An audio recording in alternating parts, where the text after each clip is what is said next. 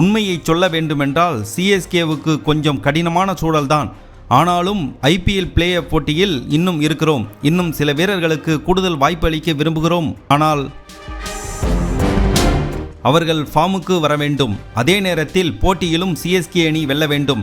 தற்போது சிஎஸ்கே அணி இருக்கும் இடத்தை பார்த்தால் பொறுமையாக இருப்பதற்கு நேரம் கிடையாது. அதேபோல் சிஎஸ்கே பிளேயிங் 11ஐ மொத்தமாக மாற்றவும் விரும்பவில்லை. இன்னும் அந்த மேஜிக் ஃபார்முலாவை கண்டுபிடிக்க முயற்சித்து வருகிறோம். சிஎஸ்கே அணியின் முழு கவனமும் இந்த சீசனில் மட்டுமே இருக்கிறது என்று சொல்ல முடியாது.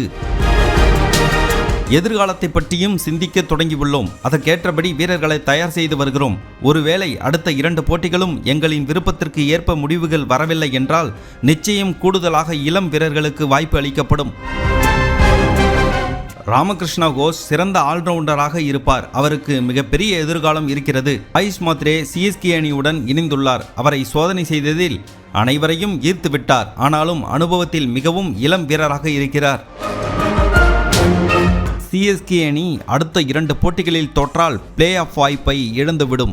இந்நிலையில் ஐபிஎல் தொடரில் இன்னும் 2 போட்டிகள் எங்களுக்கு எதிராக அமைந்தால் உடனடியாக இளம் வீரர்களை தயார் செய்வோம் என்று பிளமிங் தெரிவித்துள்ளது ரசிகர்களுக்கு அதிர்ச்சியை ஏற்படுத்தியுள்ளது.